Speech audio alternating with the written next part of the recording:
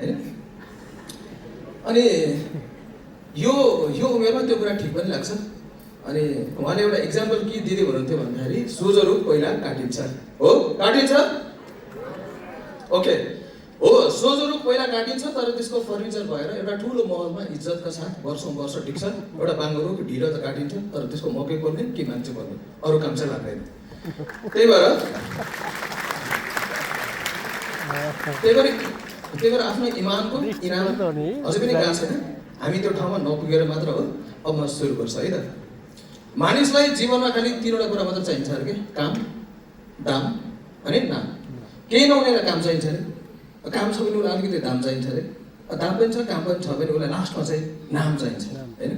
यो सबै कुरा पुगेपछि के त भन्दा राम नाम सक्यो अरे त्यसपछि होइन। त्यसपछि चाहिँ जीवनको मकसद मान्छेको हुँदैन होइन। सो यसरी एउटा मान्छे जन्मन्छ, अनेकौँ धर्म कारोबार गर्छ, अनि मर्छ, मरेपछि एउटा समाधि भन्छ टङस्टोन। अनि त्यो समाधिमा लभिङ मेमोरिज अफ हर लेख्छन्, रेस्ट इन पिस लेख्छन्।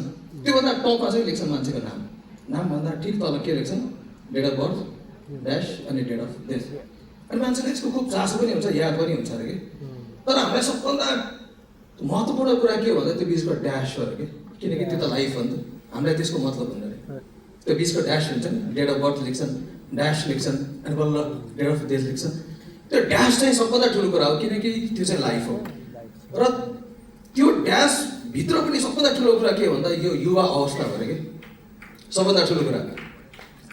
किन भनेर भन्दाखेरि त्यो ड्यासभित्रको युवा अवस्थामा यो उमेरमा तपाईँले के गर्नुहुन्छ त्यो अनुसार बल्ल तपाईँको डेट अफ बर्थ र डेथ चाहिँ मान्छेलाई याद हुन्छ अरे। फर इक्जाम्पल लक्ष्मीप्रसाद देवकोटा 1966मा जन्मिनुभयो, 2017मा बित्नुभयो हो।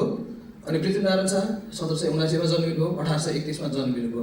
मलाई यसरी खर्न किन याद छ भनेर भन्दाखेरि उहाँको युवा अवस्थामा गरेको इम्प्याक्टले त्यो ड्यास यति इम्प्याक्टफुल, यति डार्क, यति बोल्ड बनायो कि मलाई आजसम्म याद छ।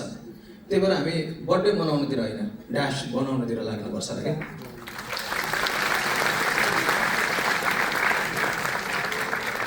किन भन्दा